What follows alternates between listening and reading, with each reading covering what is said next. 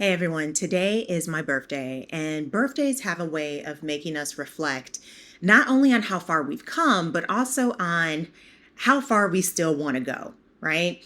And so lately I've spent a lot of time thinking about the should haves, could haves, and would haves. And to be quite honest, I'm not exactly where I hoped I would be at this point in my life, spiritually, financially, or emotionally. I honestly feel behind.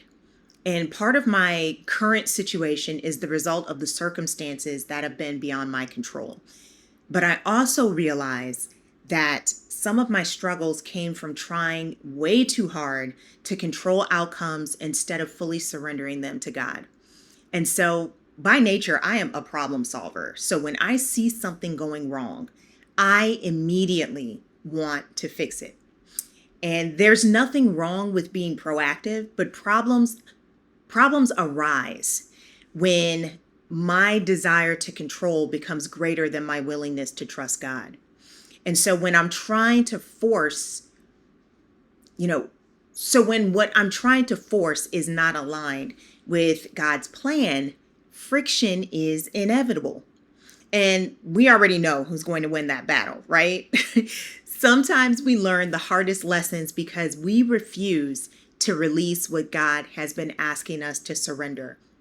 And so this past year has been one of my most difficult seasons of my life. I experienced more losses than I ever imagined I could handle. And that's why I actually chose breakthrough as my word for 2026. The breakthrough has not arrived in the way that I initially expected. I thought it would look like doors immediately opening, finances being restored, and every problem being resolved.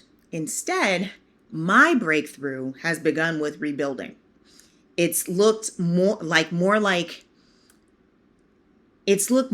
discovering that I'm more resilient than I realized. It's meant learning how to keep moving when life does not resemble the plan I created for myself.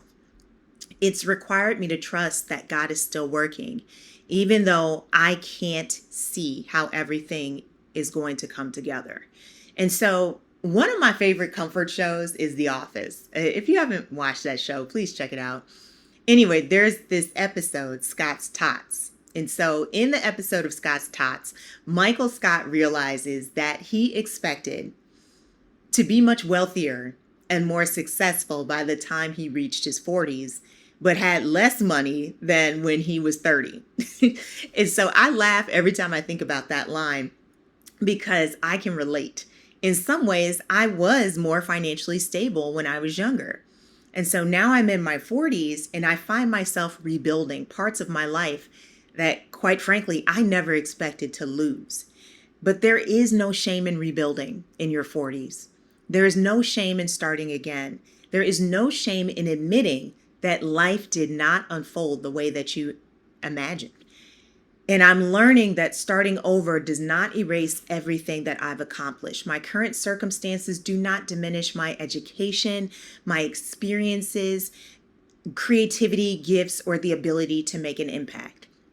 I may not currently have all the resources necessary to pursue every project that God has placed on my heart, but I believe that I'm getting closer to the person that I need to become to carry them forward.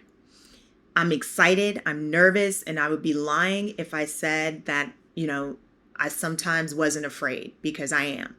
And even though I can't see, the future, obviously, I cannot wait to see what this next year brings. And so I'm sharing all of this because, someone watching this may also be navigating an unexpected season, right? Adversity has a way of making us feel embarrassed or ashamed, especially when we compare our lives to where we believe we should be. And so I want you to remember that you are not your current circumstances. You are not a failure because you're rebuilding. You're not forgotten because your journey is taking longer than expected. And most importantly, you are not alone. God desires our growth, and unfortunately, some lessons cannot be learned in comfort, right? Throughout this journey, God has blessed me with an amazing mother and wonderful people who have encouraged me along the way. Tavy, Kim, Lori, Sparkle, Rosemary, thank you all for your kindness and your words of encouragement.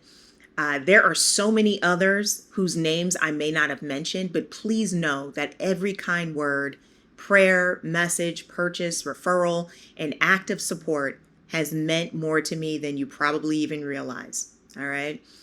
Difficult seasons can reveal our strength, deepen our faith, refine our gifts, and prepare us to serve others in ways that we never anticipated. So I'm going to keep reflecting, rebuilding, definitely rebuilding, and rising. And I pray that you do as well. And once again, if you made it this far, I truly do appreciate all the support that you've provided for me throughout the year. And in the event that you are looking for more faith-based content, please be sure to subscribe to the channel. And remember, if you're everything to everyone, the risk being no one. You never know who you will inspire. See you next video.